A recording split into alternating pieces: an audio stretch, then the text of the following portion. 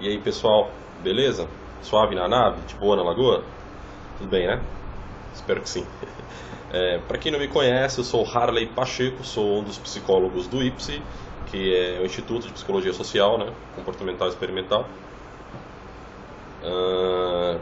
Lá a gente oferece atendimento psicológico a custo simbólico, que muitas vezes, em alguns casos, chegam a ser gratuitos.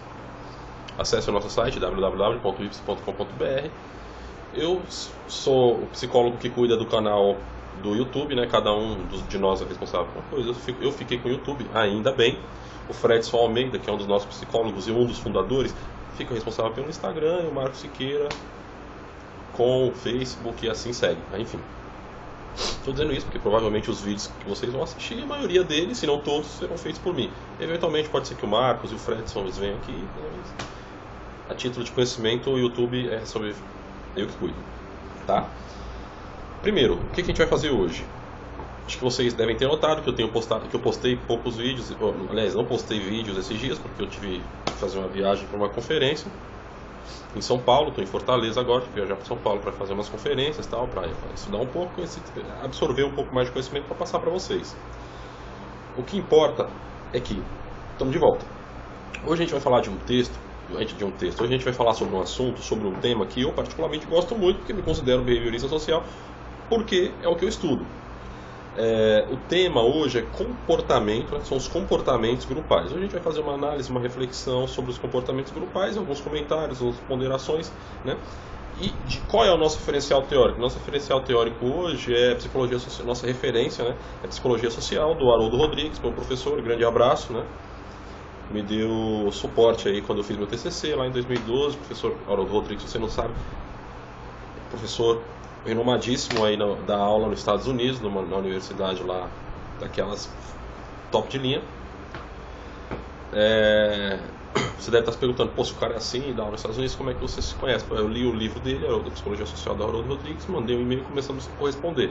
Isso que a gente se conheceu. É porque esses caras que escrevem livros, que são fora, pensam mais além, eles são cheios de, né, eles gostam de serem reconhecidos pelos seus trabalhos, né? Os professores, eles gostam disso, e eu fiz a minha parte. Foi reconhecer, né? E aí a gente começou a se comunicar. No livro do Haroldo Rodrigues, esse é o capítulo 10, tá? A gente vai fazer algumas citações, alguns comentários, algumas ponderações.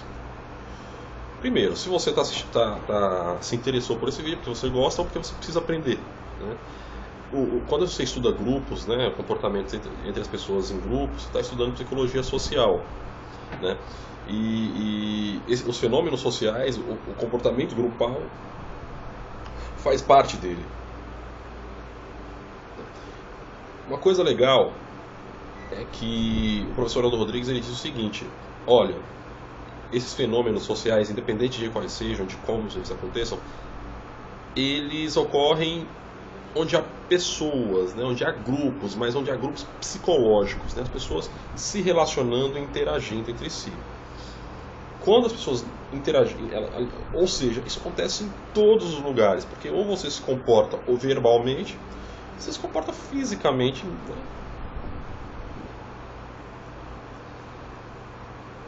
E por quê? Qual o objetivo de estudar isso? Tá simples, a gente precisa entender as leis que regem o comportamento humano para poder desenvolver técnicas para que possa ajudar as pessoas. Por exemplo, eu muitas vezes me perguntei qual a lógica de um pesquisador gastar milhões de dólares, de reais, para estudar métodos para que os homens se aproximem das mulheres e para que as mulheres se aproximem dos homens. Simples, né? Hoje eu já penso que essas pessoas elas estudam isso para que elas possam ajudar outras pessoas que não têm essa aptidão, essa habilidade natural, tá? Mas é para ganhar dinheiro também, tá? Uma coisa que você precisa saber é que grupo psicológico ele tem diferença de uma outra coisa que se chama organização social. Mais pra frente eu vou explicar. Quando você vai estudar os fenômenos psicológicos, né, onde existem grupos, você tem que ter ciência, você tem que saber que quando a gente fala de grupo psicológico, ele é diferente de organização social, tá? O grupo psicológico, ele é composto por pessoas que se conhecem, que procuram objetivos comuns, pessoas que possuem ideologias, pessoas que pensam em ideologias de maneira semelhante e que interagem aí com uma certa frequência, né? Essa é a primeira coisa que você tem que saber, dessa diferença. E organização social, por outro lado, é um sistema social interagindo, de pessoas interagindo, de grupos que visam o mesmo fim, né? Percebem? Eles visam o mesmo fim, mas não necessariamente eles possuem ideologias iguais, objetivos comuns, são semelhantes, né? Você não precisa disso. Ponto. Grupo social, organização social. Legal? Tem um teórico que fala muito sobre isso. Se você quiser estudá-lo, ele é citado pelo Haroldo Rodrigues, mas é bom você dar uma lida, dar uma pesquisada. Chama Cranch, tá? E Ballantine, né? Que é Ballantine, eu tô falando outra coisa. Ballantine acho que é uma bebida. Você vê, falar nisso, vou tomar meu suquinho de caju concentrado. Enfim, as referências teóricas estão lá no site do Y. Se não quiser ver, pega lá. Já por outro lado, segundo Paulus é um outro teórico, né? Tem também lá um grupo, consiste de duas ou mais pessoas que interagem e partilham objetivos comuns, né? Elas possuem uma relação estável, que são mais ou menos independentes e percebem que fazem de fato parte de um grupo. Você e seu marido, você e sua esposa são um grupo. Vocês partilham o mesmo bem. Espero, né, que vocês possuam partilhem objetivos em comum, que a relação seja estável, que vocês sejam mais ou menos independentes e percebam que são um só, né? Do ponto de vista metafórico, obviamente, né? Por que eu falo isso? Porque todo grupo ele precisa ter coesão. Todos os grupos eles precisam de coesão. Um time de futebol precisa ser coeso, um time de vôlei, um time de basquete, um casamento, um namoro, o que mais? Uma amizade. O fica não precisa ser coeso, porque se for ficar coeso vira namoro. Tô dando uns pega, precisa ser coeso. Na hora que estiver se tornando coeso, vai virar uma relação mais estável, vai virar namoro. De novo, poxa, por que eu passo 5 anos na faculdade e vou estudar isso? Justamente para você entender como as coisas funcionam, para que você possa intervir aí com os seus pacientes, ou nas relações de trabalho, quando você estiver na sua empresa, ou quando você for, enfim, né? É extremamente importante, é algo extremamente interessante, né? Quando a gente fala em psicologia social, não é só isso não, tá? Tem um outro ramo que é psicologia social crítica, que a gente está falando agora é psicologia social psicológica. Isso é legal falar antes de vocês entenderem. Tem 2 tipos de psicologia social: psicologia social psicológica e a psicologia social sociológica. A psicologia social psicológica, ela individualiza o sujeito e trata o sujeito como unidade de fração, unidade de um todo, né? E aí, por parte de amostra, de pesquisa, ela consegue traçar comportamento, individualizar o sujeito, né? Já a psicologia social, já, como o nome diz, sociológica, já foca mais no sociológico, olhando o histórico, né? Mais crítica. Mas enfim, uma coisa legal é que a coesão é uma quantidade de pressão exercida sobre os membros, pelos próprios membros, a fim de que nele as pessoas permaneçam, né? Por que eu estou falando isso? A gente tem que avaliar um time de futebol, por exemplo, quando ele é muito coeso, os caras não querem sair, é um grupo fechado, isso faz o pessoal ficar forte, é igual a amizade. Você tem um grupo de amigos, o grupo é muito fechado, dificilmente entra outras pessoas que não têm os mesmos objetivos que vocês, e vocês ficam muito, e esses grupos ficam muito fortes, porque eles são coesos, né? Então, quando a gente vai fazer um estudo de um grupo, a primeira coisa que a gente tem que avaliar é se o grupo é coeso. Estou falando isso porque a gente está em 2016. Tem alguns times de futebol. Eu gosto muito de futebol. Acho que se você não gostar, não tem problema, mas é legal. Mas eu acho que com esses exemplos você também vai acompanhar. Eu estudei com um cara chamado Fernando Diniz. Hoje ele é técnico de futebol do Audax, né? E é a sensação, foi até cotado para substituir o Tite no Corinthians, tá? É a sensação do Brasil hoje, é o Fernando Diniz. É um cara, tal, estudou comigo, psicologia, um cara coerente, extremamente centrado, né? Caráter ótimo, ímpar. Mando até um abraço pelo Diniz. Não esqueci que você me ajudou no TCC, tá?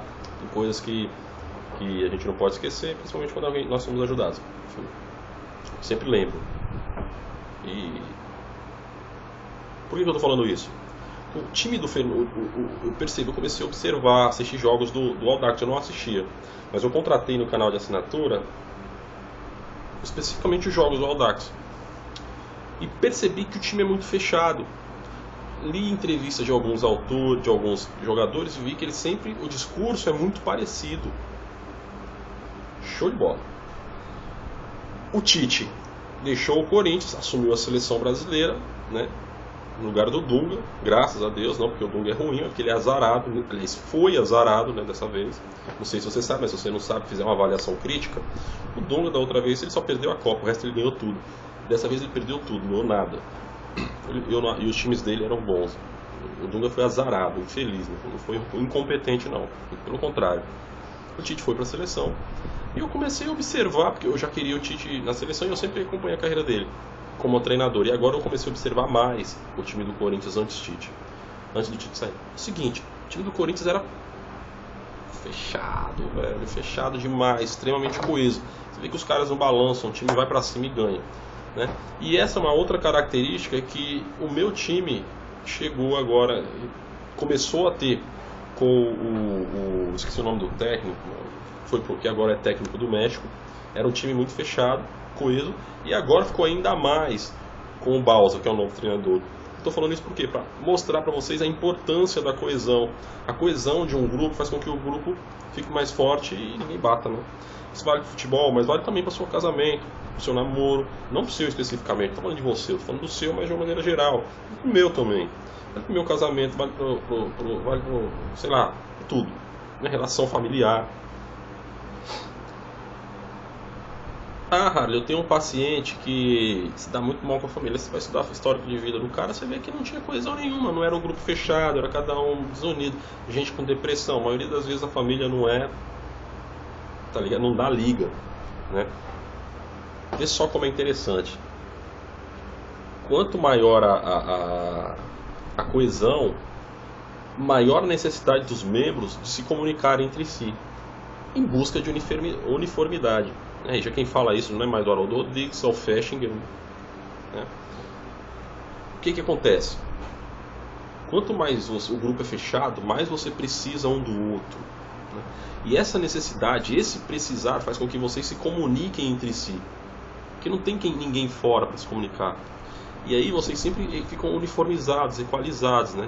Por isso que as relações, os casamentos, onde as relações são coesas e os casais se comunicam, eles duram muito tempo. Justamente por conta dessa coesão. Coesão é algo que se constrói com afinidade, né? Afinidade, convivência, lentamente, né? Às vezes rapidamente você consegue, mas é algo muito difícil, porque coesão requer confiança, né? E agora eu vou dizer por que eu dei o exemplo do Tite e dei o exemplo do Fernando Diniz.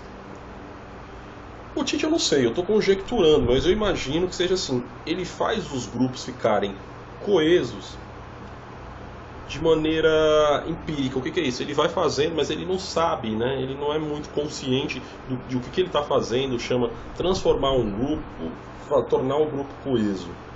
Já o Fernando Diniz, por outro lado, também estou conjecturando, porque nunca perguntei isso para ele, mas eu presumo que ele faça isso. Ele utilize os conhecimentos de psicologia para tornar o time coeso. Estou falando isso porque ele treina o Audax agora e a sensação, mas ele treinava outro time também era assim. Ele fez o time ficar Ou seja, eu venho observando os times que o Diniz treina, e os times são sempre muito fechados, muito unidos, né? E o Tite, existem pessoas que fazem, o que eu quero dizer? Existem pessoas que fazem isso, né?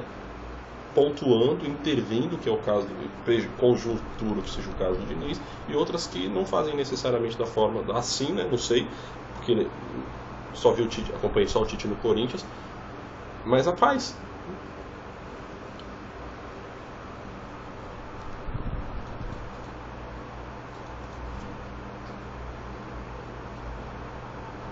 Tendência de um grupo permanecer, de um membro de um grupo permanecer nesse grupo, é a função da positividade do resultado por outros obtidos, né?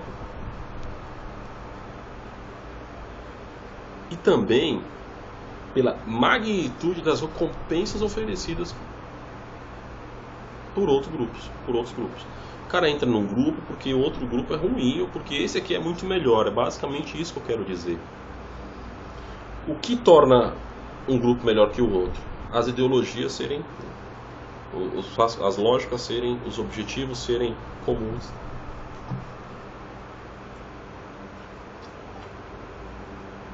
Que é o grande problema das empresas hoje. A empresa, principalmente no processo de recrutamento e seleção, eu já participei de alguns, porque eu sou profissional de mercado. Já contratei algumas pessoas, porque já fui head de empresas, já fui empresário. Aliás, né, tenho negócio, inclusive, até hoje.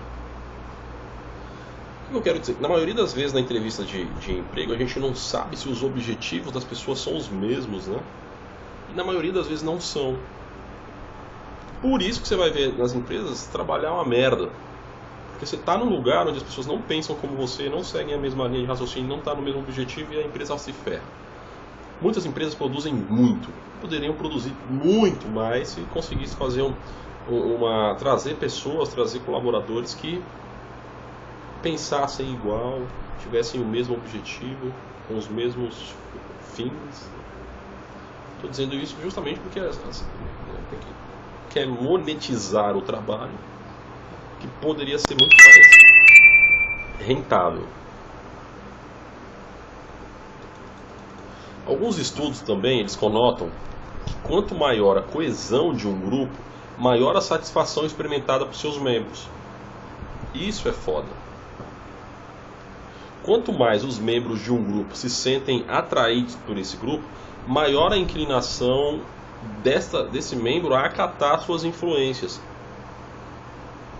Entendeu? E isso também é muito importante. O bom de a gente conversar, de a gente ter esse diálogo, é que você pode voltar um pouquinho e dar um play de novo. E aí, né? E se você quiser, deixa sugestões, pessoal, só um adendo. Segue a gente no Instagram, meu nome é Harley Pacheco, tá? Porque o IFSE precisa de... A gente cobra preço simbólico, na maioria das vezes os atendimentos são gratuitos, então a gente precisa de grana. Como a gente ganha grana? Com doações pouquíssimas. E como vem essas doações? De algum outro empresário que a gente comenta aqui, mas são pouquíssimos, tem um ou outro. A gente também capta dinheiro por meio dos vídeos que a gente posta e tal, clica aí. Eu tô falando isso porque vai aparecer umas propagandinhas aí, eu também não vou ser mentiroso e pilantra de não falar que é assim, tá? Porque ninguém... Primeiro, psicólogo não tem por que eu mentir. Se você a gente tá falando de psicologia grupal, essas paradas todas aí, não tem por que eu te enrolar. Não existe nada de graça, tá?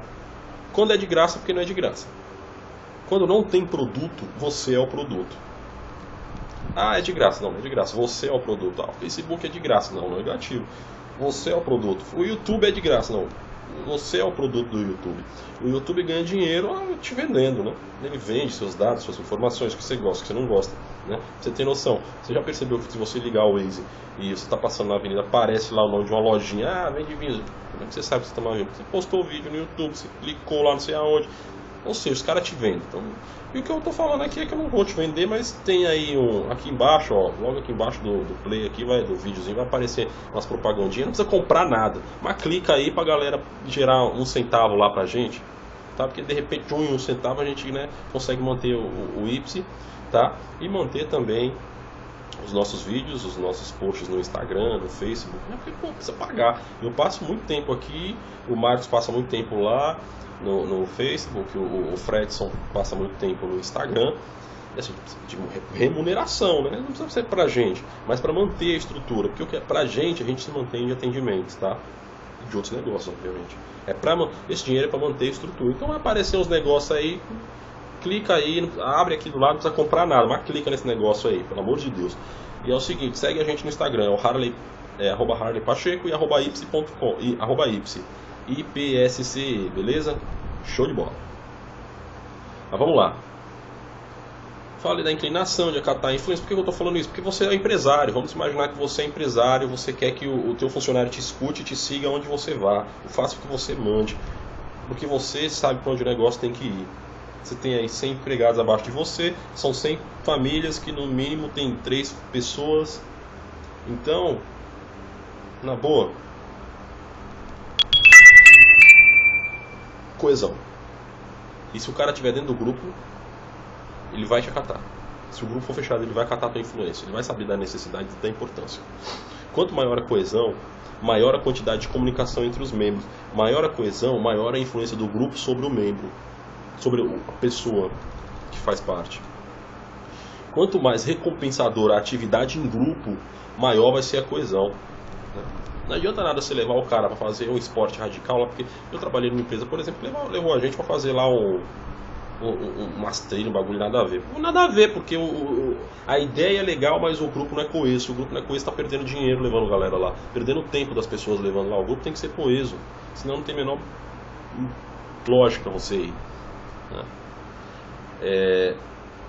Um ponto legal é que a ameaça de perigos externos ao grupo que possam atingir os membros e o papel exercido por eles são variáveis de peso no processo de fortalecimento da coesão. Cara, se o grupo não estiver forte, ele não vai ficar. Todos os grupos eles possuem normas que são padrões de expectativas comportamentais, né? Que são partilhadas pelos membros do grupo. Normas se aplicam a todos os grupos de qualquer tamanho. Aí você tem que ter uma justiça, né? Você tem que fazer a justiça distributiva. O que é isso? É a convergência de status. Um não pode ter mais status que o outro. O ideal é que todo mundo tenha lá a mesma, né? Que a avaliação comparativa entre as pessoas sejam mais ou menos equilibradas, né? Obviamente vai ter alguém que vai ser traçado como líder e tal, mas ficar claro esse conceito de justiça distributiva, né? Assim, refere-se à relação entre o que uma pessoa obtém em termos de recompensa, né? E o que ela incorre em termos de custo aqui e agora, tá? Qual é a recompensa, qual é o custo do aqui e agora? Não estou falando de dinheiro, estou falando de mais que isso, de coisas maiores que isso. A congruência do status refere-se aí à impressão que ele causa nos outros, né? E o que as outras pessoas podem causar nele. O papel reservado ao membro de um grupo é de importância, pois nenhum grupo pode funcionar sem estabelecer papéis para seus membros. É importância. Qual é a atividade, qual é o papel, qual é a importância, né? O conceito do papel não implica um conceito estático, imutável e perene, né? Mas é algo que vai se... né? Portanto, a gente pode concluir que a presença de outras pessoas facilita o desempenho quando a pessoa que domina bem um estímulo, né, fomente o desempenho. Por que eu estou falando isso? Vou dar um exemplo de novo do futebol. O Neymar, ele é o cara para ser jogar na seleção brasileira? Mas ele é o cara para ser o capitão? Não, porque ele é um cara de importância no grupo, mas como ele é visto por esse grupo? Muito provavelmente como um menino que ganha muito dinheiro, que joga muita bola, mas que é imaturo, que é muito impulsivo. Fora que as atuações dele são irregulares. O Neymar, ele não tomou 7-1, ele não tomou, ele não estava lá, né? Ele não tomou 7-1, ele não tomou as pancadas aqui na Copa América Centenária. Por que eu estou falando isso? Porque é incrível, o conceito da merda ele não está. Ele tem que estar justamente para as pessoas, para ele, o processo de maturidade dele absorver essas crises e os outros jogadores falarem assim: porra, eu não sou uma merda, Pô, só toma porrada. O Neymar tá aqui, a gente ganha. Foi o que aconteceu lá na Copa das Confederações. Aquilo ali foi um evento, foi um caso eventual. E eu tô dizendo isso por quê? Porque a pessoa que vai ser líder, ela tem que ter papel e prática. Ela tem que ser exemplo, né? Não adianta nada o teu chefe falar vende, vende, vende, vende, vende, se ele não vende. Ou se ele não é fodástico, né? Nunca foi. Tanto que eu até falo para meus pacientes quando o chefe dele é um filho da puta. Fala assim, ó, me mostra então, chefe, como faz. Deixa eu ver, dá um exemplo prático, né? Porque você já ferra com o chefe. O cara vai achar ruim. Ele também não pode te foder porque você tá mandando ele fazer. Você tá pedindo para ele te ensinar. Percebe a sutileza do negócio? É mais ou menos como o Neymar. Ele não pode ser o líder porque ele não é um exemplo, né? Ele não tomou porrada, ele não tá lá. Ele não tem uma carreira construída no sucesso, mas baseada no fracasso. Percebe? Eu estou dando esse exemplo da seleção brasileira porque eu vejo a seleção brasileira como uma empresa, mas também vejo como um grupo, porque os jogadores, como eles convivem há muitos anos, desde as Olimpíadas, das categorias de base, eles devem ser coesos, né? Um exemplo disso é a seleção da Alemanha. Os caras estão juntos há 1000 anos, né? Então ali ele já tem uma relação fechada, é um grupo mesmo, né?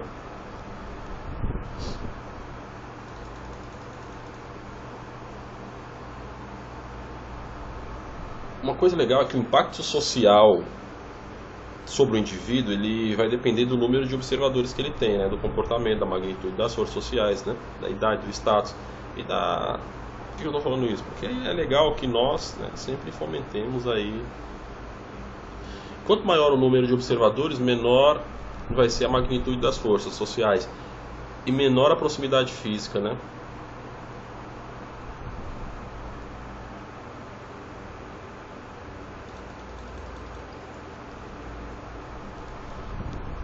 Quando uma pessoa cujo desempenho a gente está avaliando e essa pessoa é o único alvo, esse cara vai murchar, tá? As forças sociais vão pressioná-lo, né? Por que eu estou falando isso? Porque quando a gente está estudando um grupo, a gente tem que tomar cuidado para não pressionar e perseguir uma pessoa. A gente pode perseguir e não perceber. Porque aí a gente vai fazer com que o grupo perca a coesão. A coesão é todos estarem fortes, não é 9 estar forte um não. Percebe que... Entendeu? Sempre. E, lógico, fazer com que as tomadas de decisão sejam sempre em grupo, né? E você, como interventor, tem que tomar cuidado para não deixar isso ser entusiasta, né? Não ser uma decisão entusiasmada, ou eufórica, ou impulsiva. Tem que ser racional. Bem, espero que você tenha gostado do nosso vídeo. Dá um like aí, se inscreve, segue a gente para ser avisado para quando eu postar coisa nova. De novo, clica aí nessas paradas que tem embaixo. Não comprar nada, mas se puder, clica em todas. Se não puder, clica também, tá? Mas clica. Segue a gente no Instagram, Harley Pacheco e @ipsi. Show de bola? Valeu, pessoal. Até mais. Tchau.